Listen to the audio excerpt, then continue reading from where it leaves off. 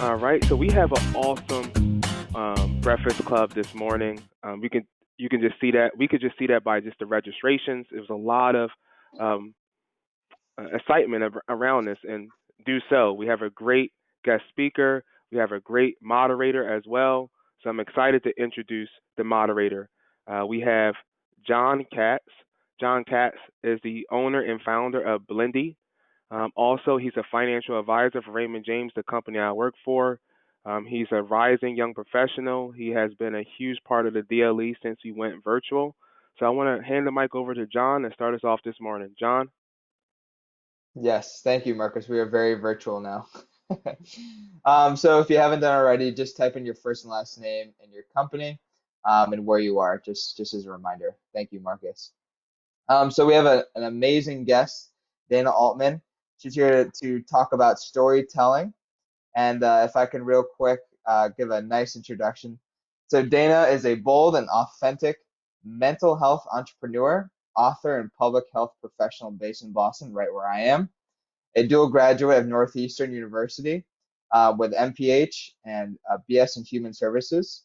And Dayna also brings professional experience and personal experience expertise into the work as for her community as well. She has held several roles in human services field, working with youth in mental health settings and women who have experienced domestic or sexual violence. She also has created several of her own advocacy organizations specializing in mental health advocacy. I know we all love that. Her entrepreneurial adventures have helped her become a professional speaker, a documentary filmmaker, and an author of 2 books, using food to create a palatable and accessible way for all to approach mental health. So with that, Dayna, I'll let you take it away, and yeah, we can get along with it. Awesome. Can you guys hear Yeah, me? It's not too staticky. That was like my main fear coming into this. Anyway, you're okay, sounding very clear. Thank you, Dayna. awesome. Yeah. Thank you so much for the introduction. I am so excited to be here with you all this morning, and I appreciate you coming to this skill sharpener. Are we able to pull up the slides? Is that cool? Okay, amazing. Okay, so I'm here to talk to you about how to tell a great story. As John said, I am a mental health author, a serial entrepreneur, and a baking enthusiast. And you can hit to the next slide.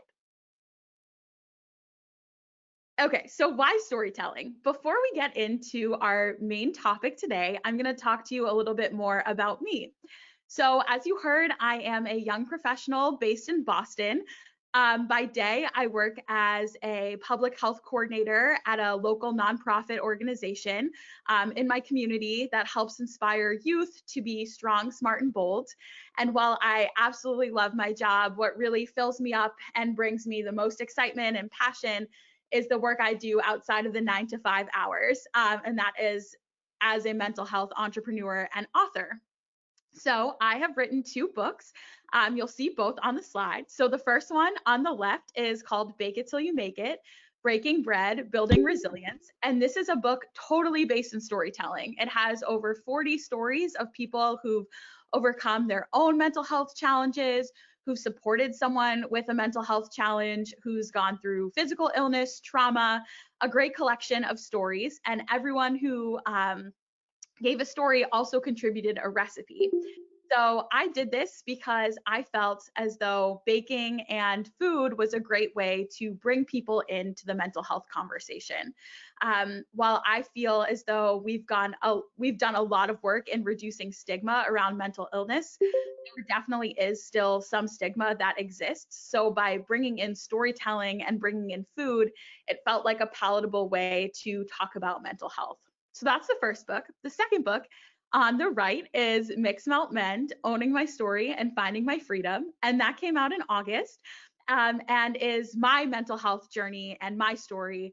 And it's told in the form of a recipe. Again, using food as a way to connect storytelling. I mean, if we think about from the beginning of history, we've broken bread around like a table telling stories. So that is really what has brought me to this love of storytelling. So throughout the presentation, I'm going to give you some tips, some ideas on how to tell your own great story and really find your why. Why are you telling the story that you are? I also am very open about my mental health journey, and through the presentation, I'm going to share a bit about my experience writing the books and living with severe depression and OCD, as well as being in recovery from an eating disorder. You can hit the next slide.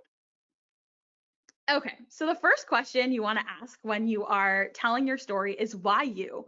What's your unique voice in your story?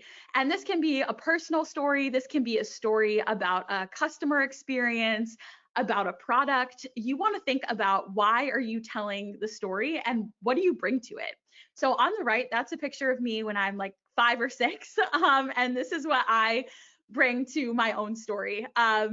Having this this idea of where I've come from and who I want to be. And that's my unique voice, always writing for and speaking for that little girl who was struggling and didn't really know how or why. And so the idea of asking why you can go for, as I said, written or verbal storytelling, and thinking about what your unique voice is will help you really craft the story that you want to tell. And you can go to the next one. Okay, who's your audience? Again, this is pretty basic. You kind of think about this for any type of story you wanted to tell or any type of writing that you might be doing, but thinking about who you're talking to will only help your story really hit in a way that you want it to. If you have more than one audience in mind, that's totally okay. And thinking about how do you connect with both. So as I shared before, using food is how I connect with all of my audiences. It's something that's universal. We all have to eat. We all have different relationships with food. As I shared, mine's very complicated, but at this point in my life, I feel as though it's something that allows me and allows other people to hear stories and come around and discuss some really difficult topics that have to do with mental health or whatever one might be going through. Okay, the next one. Thank you so much, Nicole, by the way. Okay, the next point is use details. So the more details you use, the better. Even if it feels too much, it's probably not. So what I like to do is I like to think about these little aliens from Toy Story, and if they wouldn't understand my story, then I probably don't have enough details. And so that's kind of what I call the Mars test. This was something that really came to light when I was writing my own book, Mix, Melt, Mend. I talked a little bit about this experience that I had in eating disorder treatment / recovery and a fear food around Baby Bell cheese. And I remember my editor read it and was like, and said she was lactose intolerant and had no idea what I was talking about. And that was just a really great insight to me to recognize how much details matter. As much as I think everyone knows what Baby Bell cheese looks like, there are people out there who don't. So thinking about the way you can craft your story by using details will only help your reader or listener kind of be brought into the story that you want to tell. A way that you might know that you're successful in telling your story with using details is actually my point on the next slide. So you can definitely take that away. Okay, practice. But for someone you don't know or someone who doesn't really know your story, or the story you're trying to tell. So the idea that you are able to talk about your topic or talk about your story in a way that someone who doesn't really know anything about you or the topic can understand. And that can be a way of measuring your success in the detail-oriented way. I think this is really hard to do. I know personally, I keep my inner circle very tight. I feel like a lot of people know a lot about me. I also use social media as a platform for my own healing and sharing where I'm at in my own mental health journey. So at times this can be difficult, but I can't tell you how helpful it is to be practicing or speaking for someone who has no idea what you're talking about, because they can really identify where the gaps that you might be missing. And it's important to be detailed with your story, because the more details you give, as I had said, the better kind of transformative process you can provide for your speaker, for your listener, excuse me, rather than when you're speaking. Okay, and then the next slide.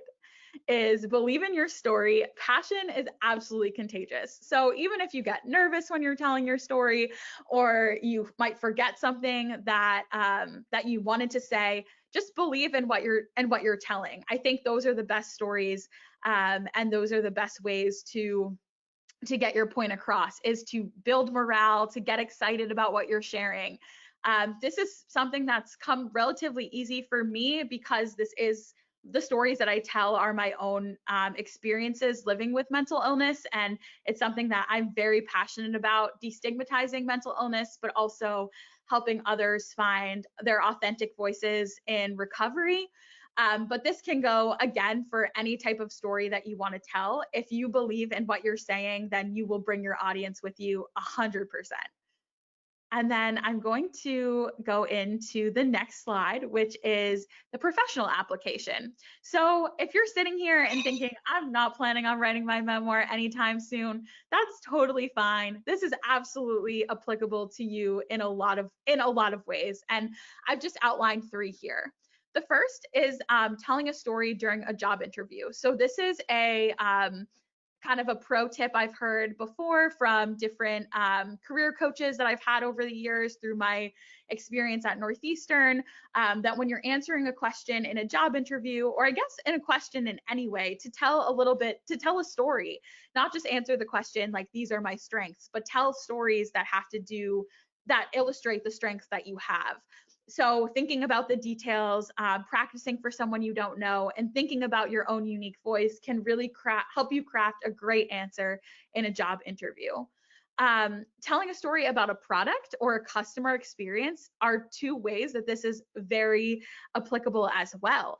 It's not just about personal storytelling. You can tell a great story about a thing or about someone else to help you illustrate what you're trying to bring across. And I think that storytelling is so important, not only for the reasons that I've outlined already, and in my field, in the mental health field, and breaking down stigma, but it helps build real connections with people. I think about the stories that I've heard over my lifetime, and the more I can really imagine myself in the teller's shoes, or imagine myself experiencing what they have experienced, I think the better. And then the last slide, I'm going to leave you with a challenge. So now that you've heard about storytelling, this weekend, no matter how big or small, whether you're sitting at the dinner table, in the kitchen, or in the car with someone, try and tell a story in as much detail as possible. Really help your listener or reader transport into what you're describing. It may feel odd, but I think that the more practice you get while you're working through the storytelling in a small way will only help you tell these larger stories on a bigger scale, and really start from the beginning to bring in your reader. So we're going to move into the Q&A, but I appreciate everyone listening to my mini presentation. And yeah, I'm excited to talk more about this. Nice job, Dayna. Thank you so So much. yeah, that was a great presentation. That was way shorter and less long-winded than mine. So good job. Oh, okay. Sometimes when Very good job. I'm a little nervous, I talk fast. So hopefully we'll have more room for questions then. Yes. So does anybody have a question right now that they want to take themselves off of mute and ask Dayna?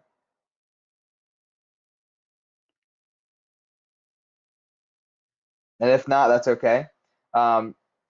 Yes, and you can put the questions in the chat as well. Thank you, Kaylee.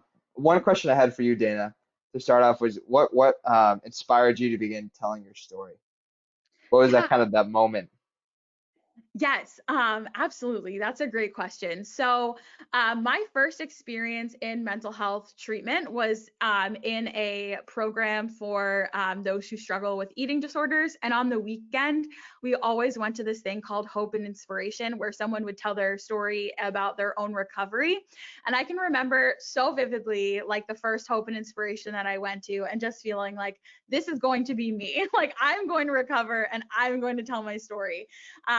So, and I can remember even starting treatment on a Thursday, seeing this on a Saturday, and just remembering like how powerful it was to hear about someone's personal story. and also how relatable it can be. That's one of the best compliments, I guess, that I've gotten since I released my memoir, have been people reading my story and saying like, this could have been written about me. And that just makes me so emotional, because while I think my story is unique in a lot of ways, I love that people are able to pull out those universal points and know that they're not alone. So that was kind of my moment. And then once I started telling my story at colleges, and I go back to my high school every year, a few times actually, to talk about my story and educate both the students and teachers about my own mental health journey. I just became like, this is what I meant to do. This is my passion. So yeah. That's awesome. Yeah. So Sherry Ann has a question. Sherry Ann, would you want to take yourself off mute and ask Dayna? Good morning. Thank you. Hello. I was wondering how you went about publishing your book, like if you had a literary agent or how that process went for you.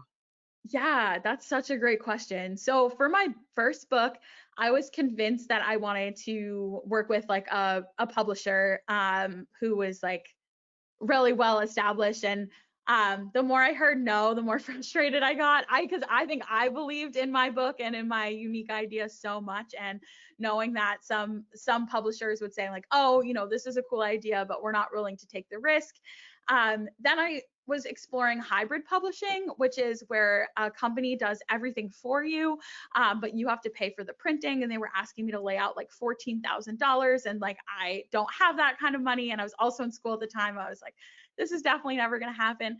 But I actually, through my day job, met a graphic designer, and together we figured it out. I ended up self-publishing both of the books with using the graphic designer. But I can't say enough about self-publishing as a great tool. I remember I heard Brene Brown, who I love, who I'm sure a lot of you are familiar with, said that she self-published her first books, and someone said like, oh, self-publishing is like a vanity thing, and she was like, absolutely not. Like, that's how you get yourself on the map. It's not a vanity thing. So I have had a great experience with self-publishing, and I've also been able to get my books into Barnes & Noble, Target, and Walmart self-publishing. So I definitely wouldn't like have it stop you or anyone listening who might be waiting on a publisher. Like, you can make it happen with a graphic designer, an editor. Actually found my editor on Instagram. She was amazing. I made it happen and made it work. So it's really that was my experience, and definitely worth it. How'd you get into Target and all those stores? That's great. Oh, great question. So Barnes and Noble, I had to like really push. I would go to Barnes and Noble every weekend. Like, this was my Saturday activity, just like drive around Massachusetts and like try and get my book in Barnes and Noble. But it works. It worked. Target, I have no idea. I Google myself quite often. For anyone who follows me on Instagram, you would see that I did that this week. And I just found it on Target.com. I have no idea how Wow. that happened. I wish someone contacted me. God Um, bless. That's amazing. but yeah, thank you Yeah. so much. Yeah, I'm not sure what I did or what happened, but the Barnes and Noble piece was like really my advocacy and like my adamant going to Yes. different stores. I know that quite well with Blendy. I'm a traveling salesman. So Jesse had a question. Jesse, would you want to take yourself off mute? Yeah, and Kaylee was like, it might be top secret, so you might not be able to answer. But knowing that you've told other people's stories through the original Bake It to Make It book, you've told your own story with Mixed Melt Mend. What's next for the Bake It Till You Make It organization and the book series? Oh, Jesse, that's such a great question. Thank you so much. So happy to share. I'm currently working on a Bake It Till You Make It board game, which will kind of allow oh, thank you. Yeah, it's so hard. Oh my gosh. Anyone who has any experience in the market, please help me. But I think that kind of gives you I'm going, the kid angle is kind of where I'm going. So last year I had the opportunity to speak to, yeah, as I said, I work at a youth serving nonprofit during the day. I work with teen girls at the nonprofit, but we also serve really young kids.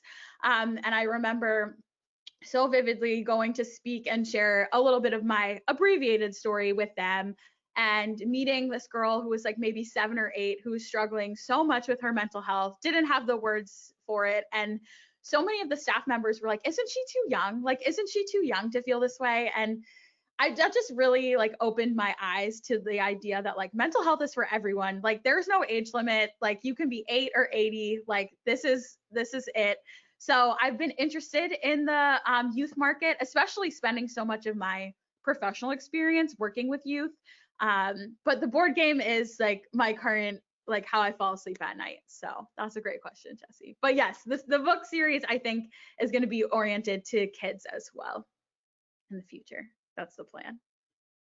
So to bring it back real quick, what do you think, Dana, the importance is of having a great story about yourself? And how do you really go about telling that great story? Yeah, that's a really good question. So I think for me, what's worked every time is just being as honest and authentic as I can. And sometimes that scares people. They're like, I would never be honest about this. Like, I would never share that I feel this way. But for every person who said that to me, I've sent another person to get help, to go to treatment, to go find therapy. So I will take the low key judgment for help, for allowing other people to find help because of they felt less alone because of my story. So that's how, personally, that's how I feel. But in terms of like the professional application, or for anyone who's wants to tell a great story about their success, I think it's important to really own that story. I think an affirmation that I really use is like, everyone has a story, and that story matters. As simple as that may sound, it's true. Everyone has a unique story, and that story can matter in so many different ways. It's definitely difficult at first, to craft it and to feel confident, and maybe like worried about sounding like too overzealous or like too cocky, I guess. But Mm, I've just, as I said, I've just kind of held on to all of the people who've taken so much from my story, and hearing my story and the help that it's brought them, that's what matters to me. But without that feedback, I think just knowing that your story is unique and could be touching someone in a way that you have no idea is so special, yeah, and so important. So yeah, that's awesome. Yeah, I love that. And how do you keep that story fresh, as you go on mm, through life, right? yes, so that's something Yeah. that I worry about. Sorry, John, were you gonna say something? No, no, no. Oh, okay. You're good. Yeah. So that's something that I worry about a lot, because my major mental health kind of like crisis, dealing with suicidality, was almost 8 years ago when I was in college. And I've always kind of in the back of my head worried, like, oh my gosh, like, I'm getting further and further away from that real like crisis that I went through, which I'm so proud of. And I've done a lot of hard work to move myself away from that. But I worry sometimes that my story like won't be relevant anymore. In the mental health world, I feel like now more than ever, I'm realizing that like this is something I'm going to live with for the rest of my life. So it's always kind of going to be fresh and relevant depending on where I am in my own story. But I think that that as honest, I'll keep going back to the honest and authentic piece. Like, as honest as you can be about where you are at it, the better. And at least that's what's helped me, and helped me kind of find my own voice through the process. But yeah, keeping it fresh, keeping it unique, and relevant. I think a lot of my talk now has been about like COVID and the importance of mental health, and like using my own story to bring awareness to the mental health crises that we're in right now, with the increased suicide attempts and deaths by suicide. So thinking about how you can connect it to what's going on outside, I think that's important. 100%. Yeah. Yeah. And I know that, maybe some people do this, some people don't, but I usually like to tell my story through social media, and it's kind of Yeah. a way to tell it's a way to build your personal brand, right? And so with doing that, right? How often do you think is too much before sounding, too self-inflated or not humble enough? Like where is that fine line or balance? Yeah, that's such a good question, and something that I definitely struggle with, because I think on social media or like on maybe like the exterior, like I seem like super confident and I try to Yeah. be, for sure, but internally I'm like, oh my gosh, like this doesn't have enough likes, like I'm gonna lose followers. And like as ridiculous as that sounds, in 2020, like it does matter, like in a way it does matter when you're trying to build your brand and like when you're trying to tell your story, but just really telling it for you, I think is like, or for me, has been the best advice that I've been given. Just Hmm. not trying to tailor it or worry about how it may sound to others. I mean, of course, keeping that audience in mind, like making sure that you know what people, how it's going to land for the audience that you want to tell, but Yeah. trying to kind of get out of your own way, and if that makes sense. Yeah, I know for me with social media, I kind of took a different look when I was on Instagram, like about, I don't know, a year or so ago, and I looked at Instagram more as a way with story posts, like meaning like the actual content you would Oh yeah, see, yeah. Hmm. as a way to like you kind of said, tell your story, but I did it for me because when I go back in 20 years, there all the pictures have a story with it, and it kind of tells Hmm. that, and it's great to look back on.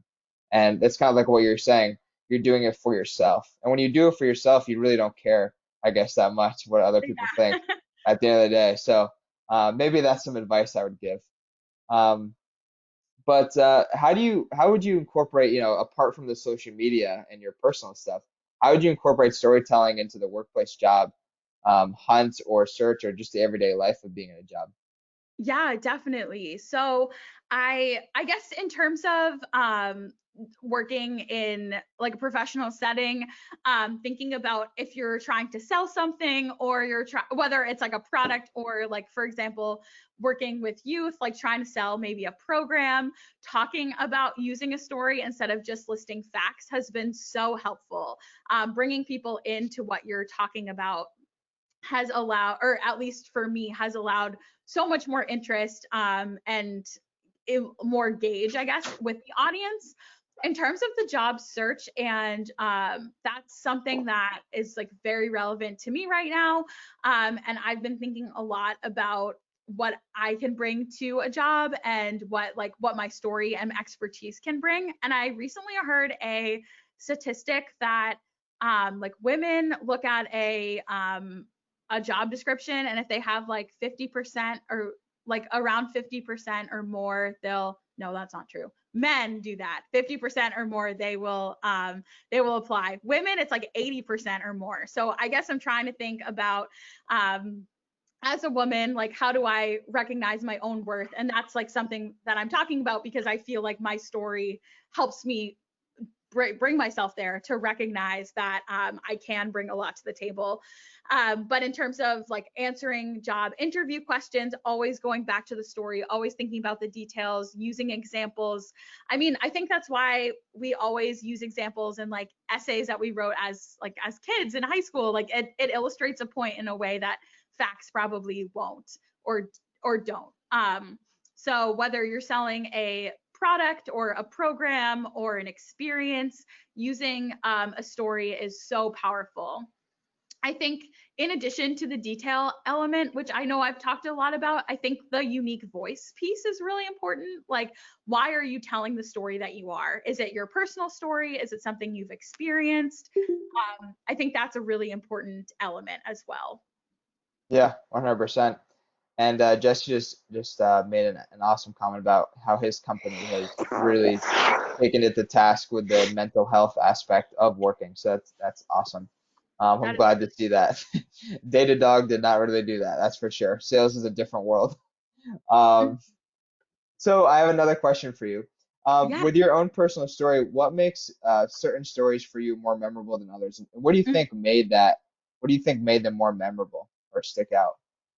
Yeah, so in hearing stories, I think the passion piece is that passion is contagious. That's what I remember. Like even if I don't remember all of the elements of a story that I've heard, I remember how passionate that person was. That's what sticks out to me. And that's what I try and bring every time I speak or every time I share, just knowing how much someone believes in the topic that they're sharing. That's what sticks out to me, I think, more than details, more than the audience, the way you're telling the story. And if it's written rather than verbal, I think you can still tell. Whether it's, I mean, I'm a big exclamation point overuser, so maybe not that, but I think,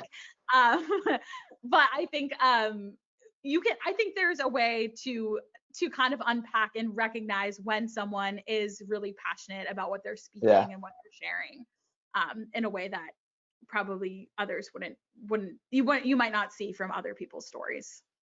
100%. Does anyone have questions in the audience they would like to unmute and ask something?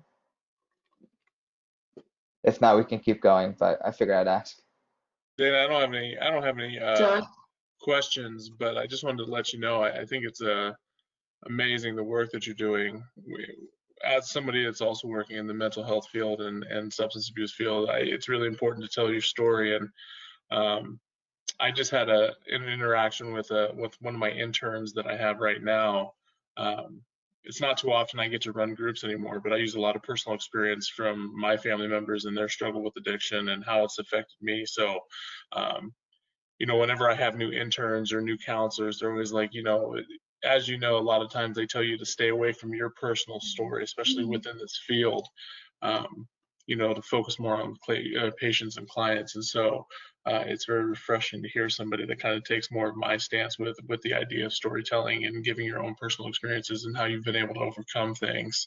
I'm a big advocate for mental health as well. I work with the NCAA, and I've been able to tell my story through my process with when I was playing football and how I dealt with my depression and my anxiety and suicidal ideation. So that's always been something that, you know, I've been super scared about sharing throughout my life, but, you know, as I've done it over the last 10 years, you know, I've seen the positive benefit, and I've got to mentor kids, you know, all over the United States. I've got to mentor kids at, you know, Ohio State and stuff like that are also going through the same thing. So, you know, I just think it's amazing, you know, you taking that leap and taking that ability to go do that and branch out on your own and make your own brand. I think that's pretty awesome.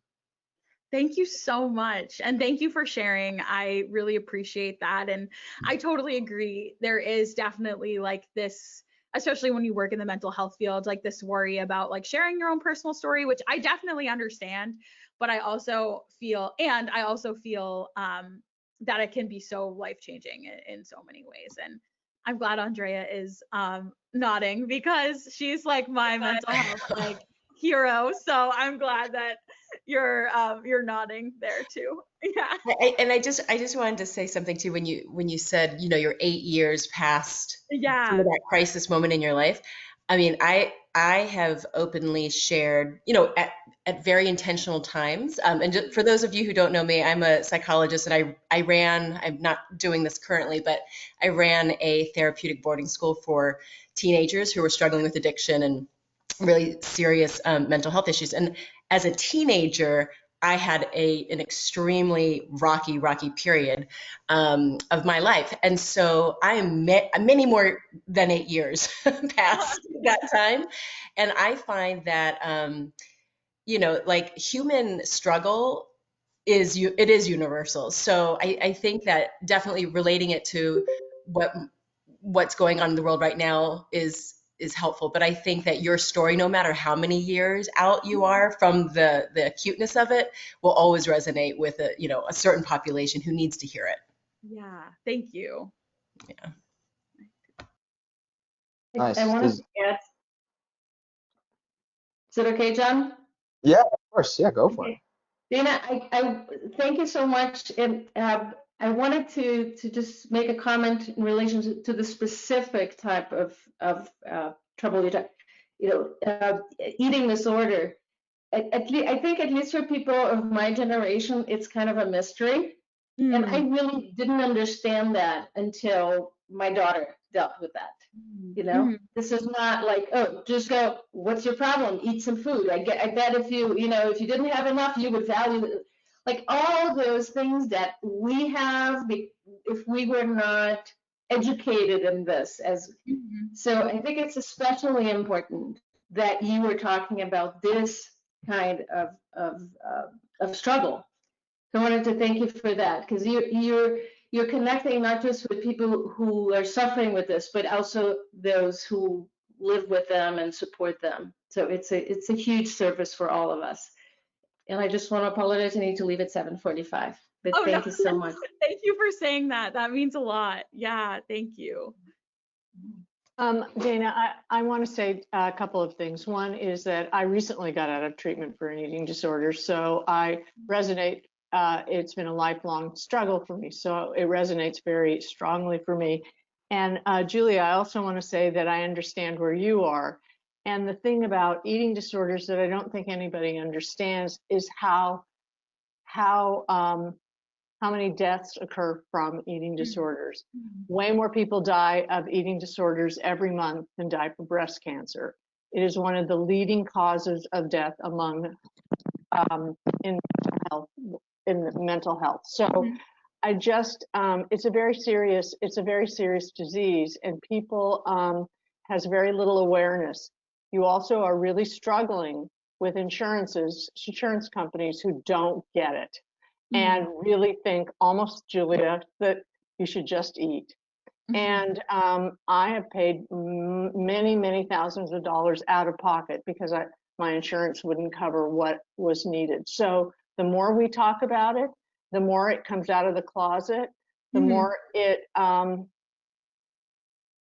the more important it is. So no matter how long ago it was that you struggled, it's relevant every single day because there's people in the trenches who are still suffering. And you know, my program that I recently got out of, I was way older than anybody in the program, and I felt a lot like, you know, the mom of the group because they were all so young, you know, and I appreciated it, but I also realized I had such a powerful story to tell because I have many more years and was able to really share that with them. And I know that it helped them within their own recovery. So I just want to say thank you. Keep talking about it because it really is something where people die, you know, and I don't think there's probably most people don't realize that. Yeah. No, thank you so much for sharing. That's so hard, and I really appreciate it so much. I'm sure everyone does here. Yeah, because it's true. Like, it doesn't discriminate age-wise or like who you. I mean, yeah, it's hard, and I think I definitely think there's so much more to be done, as you said. Like, especially around people talking about just like innocently saying things about like the quarantine 15 or like, you know, just like silly, not silly, they're hurtful things about food and when it can be so hard and as you said, really scary, has a very high death rate as you mentioned. So, and I'm really happy to hear that you got help. So that's awesome. Thank you. Yeah, of course. Thank you very much. Thanks all for listening. I don't usually share that personally, but Dayna, you made me do it. Oh, well, I'm really honored. Thank you so much. Yeah, thank you, Carol. Yeah. Yeah, I appreciate it. I have a question if no one else does. Yeah, go for it. It takes a lot of courage to talk about these kinds of issues, especially when they're so personal. I was wondering, what was the point, if there was one, that gave you the courage to be so open about it and to talk about it? Yeah, that's a great question. Because I feel like from the beginning of my journey, so yeah, great question. So I think from the beginning of my journey, I really felt like a strong need, like as I was talking about, like that hope and inspiration, or like just a strong need to share my story.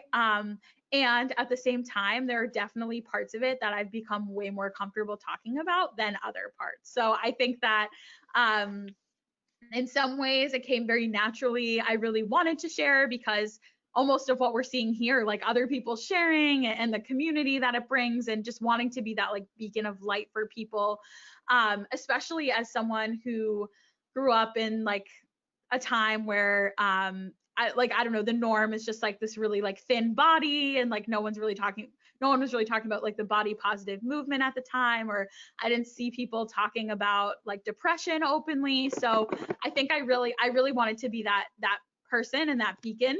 And at the same time, I think it's an evolving process for me, because there are things that I've experienced that are a little bit harder to talk about.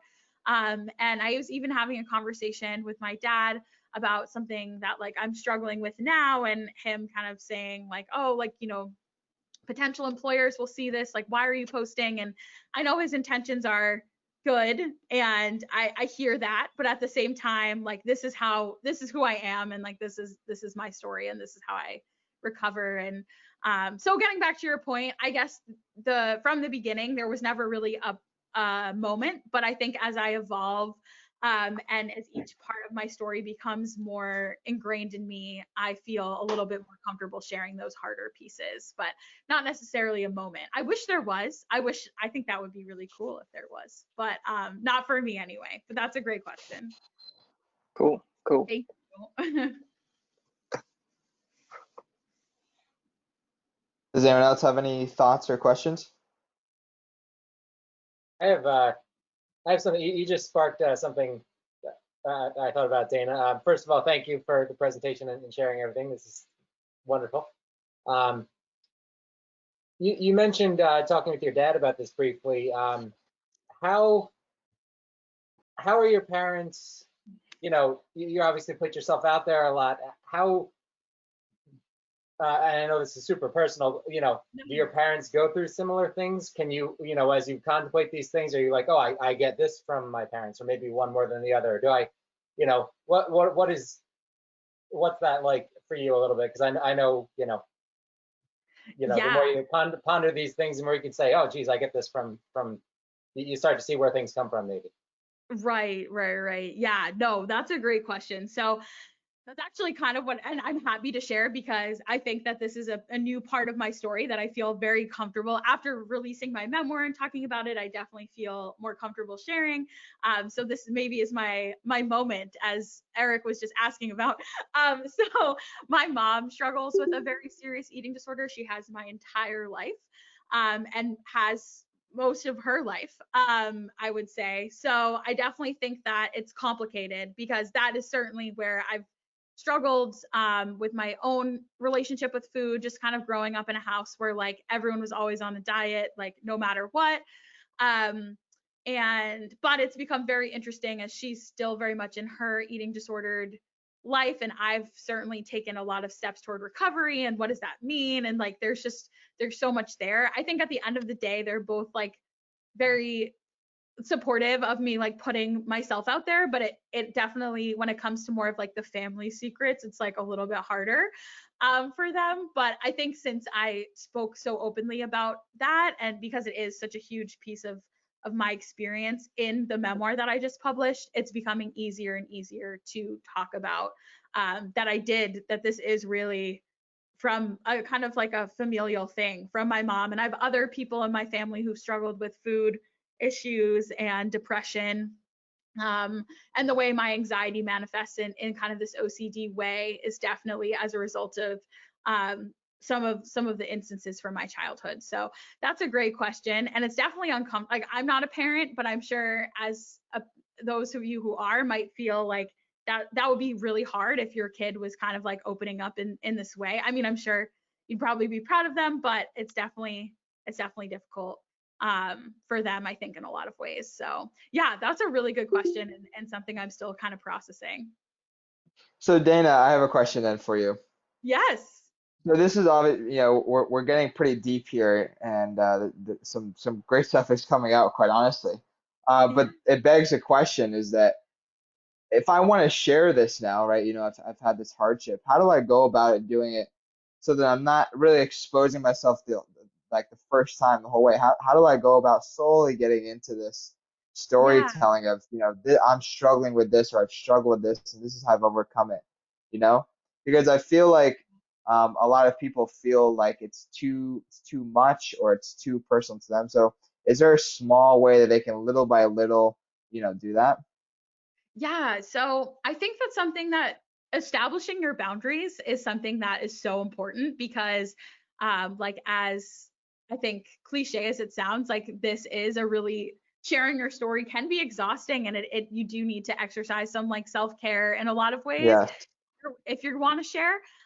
Something that has always helped me is kind of like I'm obviously like a big writer. I like to process things by writing it down. So writing everything out and then kind of identifying like, okay, this feels comfortable to share. Like this is less, maybe feels less triggering for me. This is like something that I feel would be helpful. And then kind of going from there. So writing it all out and then kind of scaling it back.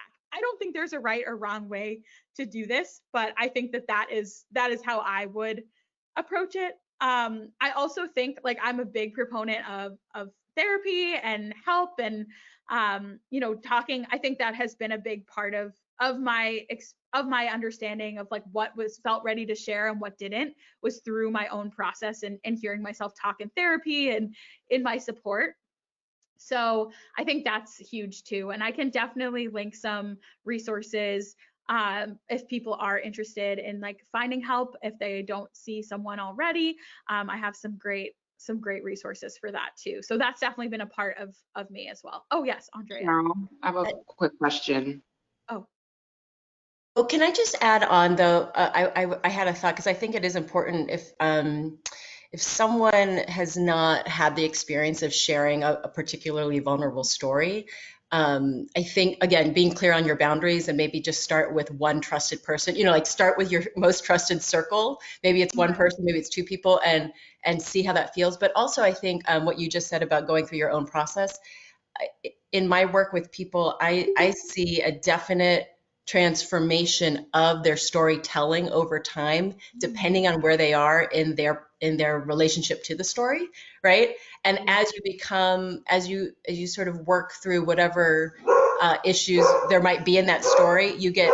Sorry, my dog's freaking out right now. You're able to share it in a way that feels good to you. So I would just caution people not to like put everything out there and then have that horrible feeling of like, just feeling way too vulnerable and then say, oh no, I'm never going to do that again. So you have to be really careful.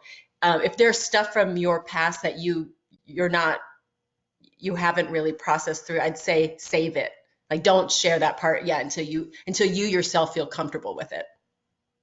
That's really good advice. Thank you.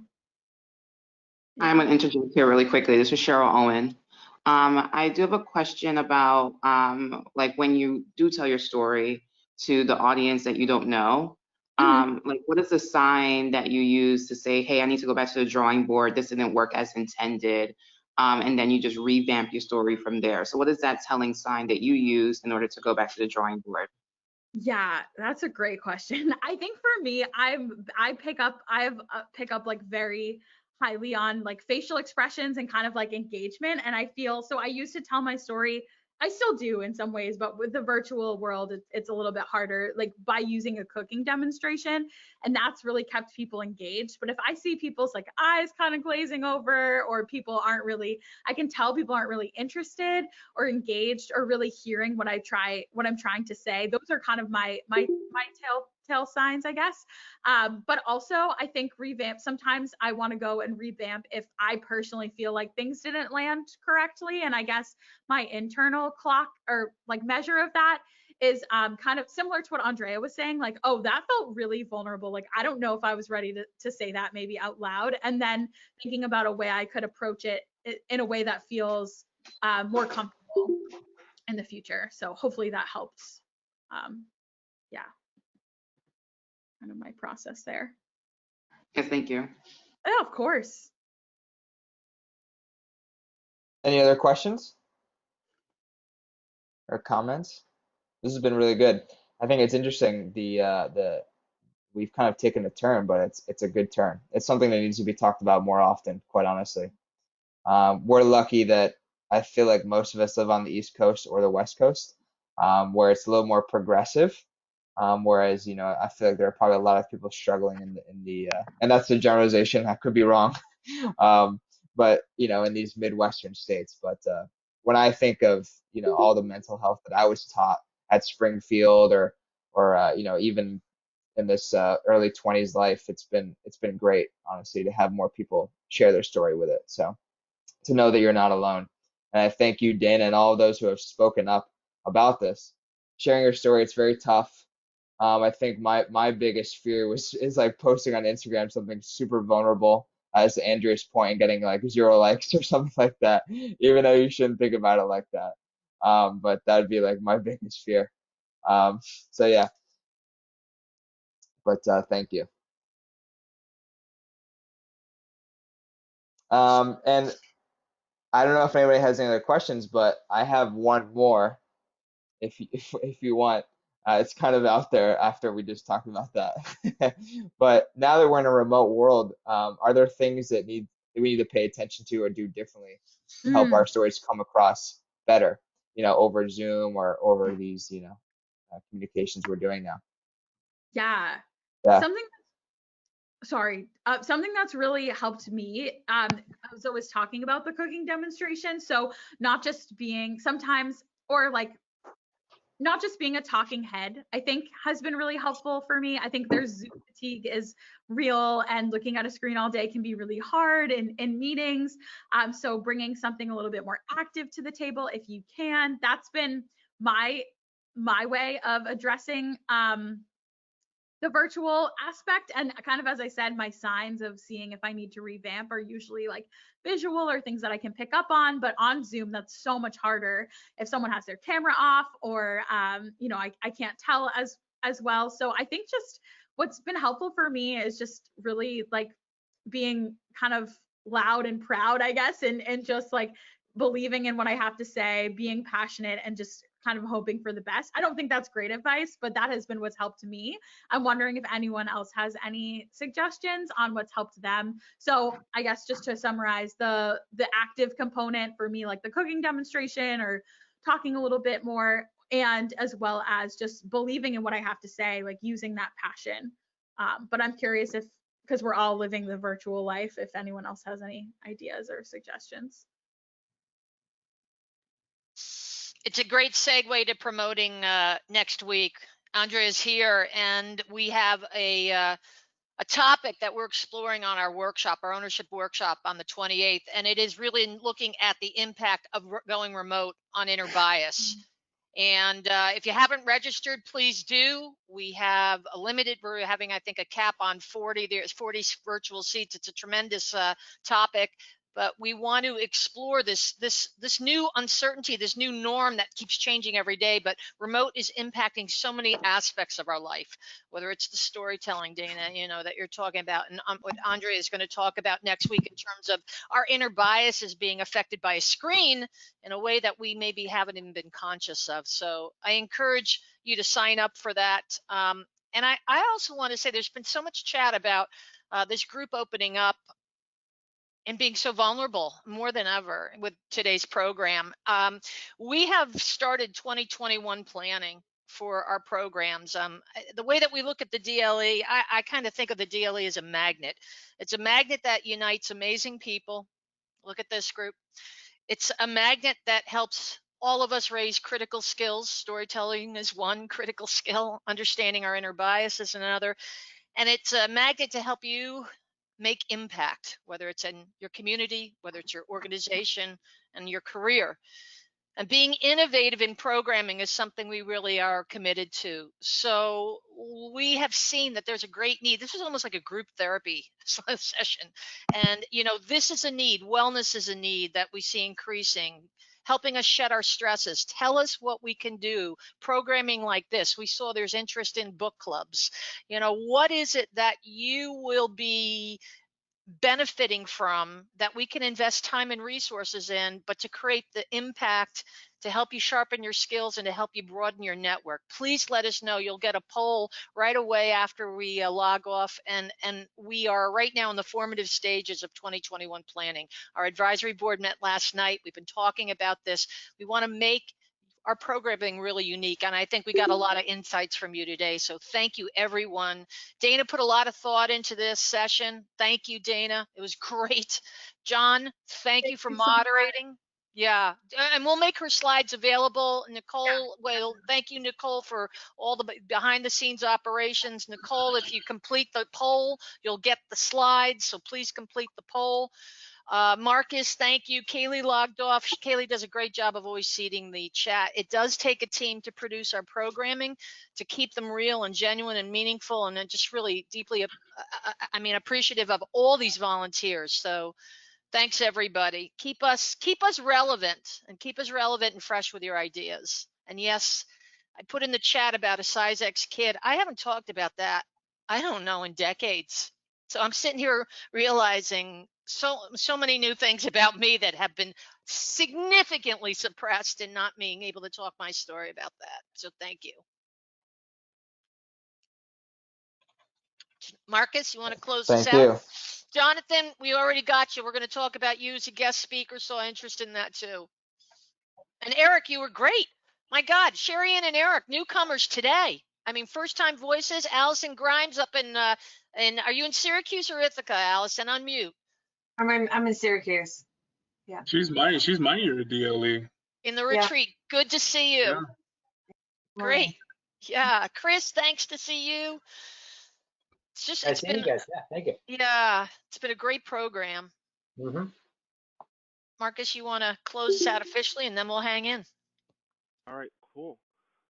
So what I took from this presentation is we all have a story.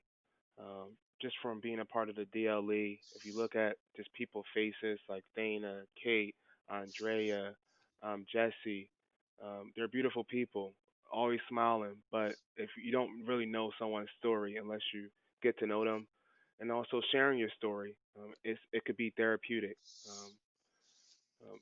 Platforms like this, share with your close friends. You don't have to put it on social media, but just having one conversation with your best friend can really help you out to know that you're not alone.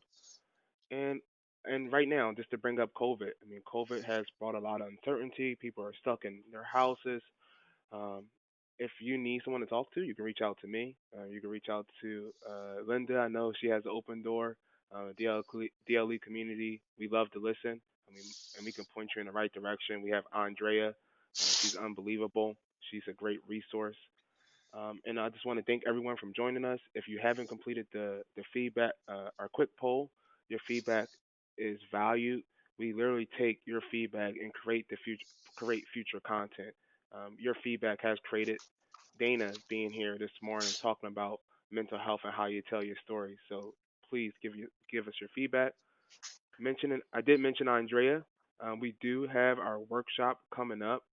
You can find the information to the workshop and to register on all our platforms. So from LinkedIn, our website dle.dule.com, Facebook, LinkedIn, it is there. And I want to close out. One huge announcement. Almost forgot. So today is we're announcing that we're officially transitioning to Zoom. So this is one of the last events that you're going to see GoToMeeting.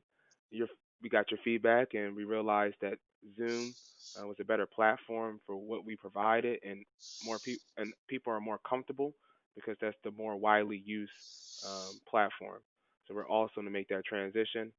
It's 8:01, so if you got to leave, thank you. I would like to pass over to Andrea because she does have the next upcoming workshop. So Andrea, can you just give us a brief summary of your workshop that's coming up? Sure. So for those of you who have not been to a DLE retreat, for the last few years, I've often taught on implicit bias. And then this year we had some discussion and realized we could sort of kick it up a notch in terms of this whole virtual workplace life that everyone's living now, and look at and have a conversation about how the things that we might not really think about as we're working in this virtual world could be impacting our bias. So I have never I actually don't know if anyone has done this sort of workshop before because it's so relevant. It's so now. So I'm really excited to pull this material together for everyone and to kick off what I think will be a really great conversation around a timely topic. So I hope you guys join us. We're innovating. We're innovating. Trailblazing.